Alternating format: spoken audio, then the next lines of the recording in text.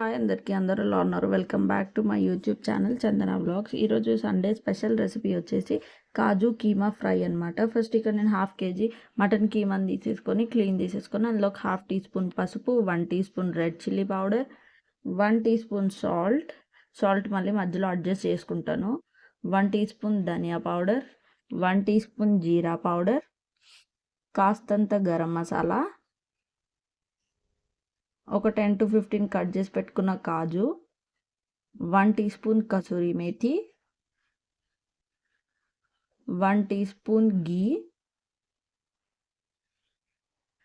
1 teaspoon ginger garlic paste వేసేసుకొని మంచిగా mix చేసేసుకొని పక్కన పెట్టేసుకోండి. 1/2 అవర్ పాటు అయినా లేదా 1 అవర్ లేదా ఓవర్ నైట్ అయినా టేస్ట్ చాలా బాగుంటుంది. మ్యారినేషన్ తోటి మొత్తం టేస్ట్ వస్తుంది అనమాట. రెడ్ చిల్లీ పౌడర్ వచ్చేసి ఇక్కడ నేను తక్కువ వేసుకున్నాను, ఎందుకంటే పెప్పర్ పౌడర్ వేసుకుంటాను కాబట్టి రెడ్ చిల్లీ పౌడర్ తక్కువ వేసుకున్నాను. ఇట్లా మ్యారినేట్ చేసి పక్కన పెట్టేసుకుంటున్నాను.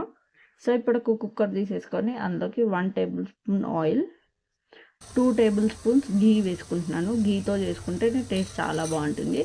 ఖచ్చితంగా రెసిపీ ట్రై చేయండి, చాలా సింపుల్ అండ్ ఈజీ.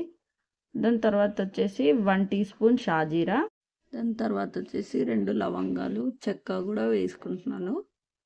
దాని తర్వాత వచ్చేసి స్టోన్ ఫ్లవర్, బండ పువ్వు కూడా వేసుకుంటున్నాను.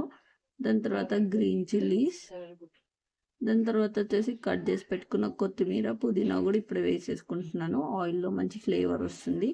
దాని తర్వాత వచ్చేసి కట్ చేసి పెట్టుకున్న ఆనియన్స్ కూడా వేసేసుకుంటున్నాను. ఆనియన్స్ కాస్త కలర్ చేంజ్ అయ్యి సాఫ్ట్ అయితే సరిపోతుంది. మొత్తం గోల్డెన్ బ్రౌన్ వచ్చేంత వరకు ఫ్రై ఏం చేసుకోవాల్సిన అవసరం లేదు. కాస్త ఫ్రై అయ్యి కలర్ చేంజ్ అయితే సరిపోతుంది ఆనియన్స్. సో ఇట్లా మూత పెట్టేసుకొని మధ్య మధ్యలో కలుపుతూ ఒక 5 minutesలో మంచిగా సాఫ్ట్ అయిపోయి కలర్ చేంజ్ అయితే ఇట్లా చూస్తున్న విధంగా. సో ఒకసారి మంచిగా కలిపేసుకోవాలి. ఇందులో మళ్ళీ ఏం వేసుకునే అవసరం ఉండదు, మొత్తం అన్నీ కూడా మ్యారినేషన్లో వేసుకున్నాం కాబట్టి. సో ఆనియన్ ఇట్లా కలర్ చేంజ్ అయిన తర్వాత ఇప్పుడు మ్యారినేట్ చేసి పెట్టుకున్న కీమా వేసుకున్నాను. క్లిప్ ఎక్కడో మధ్యలో మిస్ అయిపోయింది, వేసుకుంది. సో ఇట్లా కీమా కూడా మంచిగా వేసేసుకొని ఒకసారి మంచిగా కలిపేసుకొని మూత పెట్టేసుకోవాలి. సో ఈ ప్రాసెస్ అంతా కూడా కీమా ఫ్రై చేయడం ఉంటుంది. టేస్ట్ అంతా కూడా కీమా మంచిగా ఫ్రై చేస్తేనే టేస్ట్ చాలా బాగుంటుంది. కీమా మొత్తం ఆయిల్ అంతా వదిలేంత వరకు మంచిగా ఫ్రై చేసేసుకోవాలి. ఈ ప్రాసెస్ అంతా కూడా ఒక 20 to 25 minutes టైం పడుతుంది.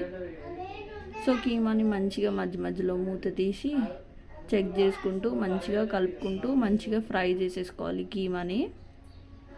కీమా ఫ్రై చేసుకోవడంలోనే ఉంటుంది టేస్ట్ అయితే. మళ్ళీ చెప్తున్నాను, కీమా మంచిగా ఫ్రై చేసేసుకోవాలన్నమాట. టేస్ట్ అయితే చాలా బాగుంటుంది. చిన్నపిల్లలు ఉన్న వాళ్ళు అయితే ఇంక ఇష్టంగా తింటారు. సో ఇట్లా మంచిగా సాఫ్ట్ అయిన తర్వాత అందులోకి టమాటో కట్ చేసి పెట్టుకున్నాను, ఒక పెద్ద టమాటో, అది కూడా వేసేసుకొని మంచిగా మిక్స్ చేసేసుకుంటున్నాను. ఈ టమాటో అంతా కూడా సాఫ్ట్ అయ్యేంత వరకు మళ్ళీ మగ్గిచ్చేసుకోవడమే. ఇందులో పెద్ద ప్రాసెస్ ఏమి ఉండదు, కీమాని మంచిగా ఫ్రై చేసుకోవడం ఒకటే ఉంటుందన్నమాట. సో అట్లా మంచిగా కలుపుతూ టమాటో సాఫ్ట్ అయ్యేంత వరకు కూడా మంచిగా కుక్ చేసేసుకోవాలి. చాలా simple and easy recipe. Taste అయితే చాలా బాగుంటుంది. ఖచ్చితంగా ట్రై చేయండి రెసిపీ. సో ఇక్కడ వచ్చేసి మొత్తం సాఫ్ట్గా కుక్ అయిపోయిన తర్వాత 1 టీ స్పూన్ పెప్పర్ పౌడర్ వేసుకుంటున్నాను నేను. దానికి తగ్గట్టు మళ్ళీ 1 టీ స్పూన్ సాల్ట్ వేసుకుంటున్నాను. కారం చాలా తక్కువ వేసుకున్నాను. పెప్పర్ పౌడర్ తోటే టేస్ట్ చాలా బాగుంటుంది. ట్రై చేయండి రెసిపీ. సో ఇట్లా మంచిగా కలిపేసుకోవాలి. మొత్తం అన్నీ కూడా వేసేసుకున్నాం కదా. ఇప్పుడు మంచిగా కలిపేసుకొని ఇంకొక 10 minutes పాటు మంచిగా ఫ్రై చేసేసుకున్నారంటే కాజు కీమా ఫ్రై రెడీ అయిపోతుంది అనమాట. సో ఇట్లా మధ్య మధ్యలో కలుపుతూ మంచిగా ఫ్రై చేసేసుకోవాలి. ఇట్లా ఒక 10 minutes తర్వాత మంచిగా ఆయిల్ అంతా కూడా రిలీజ్ అయిపోయి కీమా అంతా కూడా ఫ్రై అయిపోయి ఉంటుందన్నమాట. ఈ టైంలో స్టవ్ ఆఫ్ చేసేసుకుంటే వేడి వేడి కాజు కీమా ఫ్రై రెడీ అయిపోయింది. రెసిపీ చూసారు కదా ఎంత సింపుల్గా ఉందో. టేస్ట్ అయితే చాలా బాగుంటుంది, చూస్తుంటేనే టెంప్టింగ్గా అనిపిస్తుంది. సో రెసిపీ అయితే ఖచ్చితంగా ట్రై చేయండి. నా వీడియోస్ కనుక మీకు నచ్చుతున్నట్టయితే please like, share and subscribe. Videos చూస్తున్నారు కానీ సబ్స్క్రైబ్ చేసుకో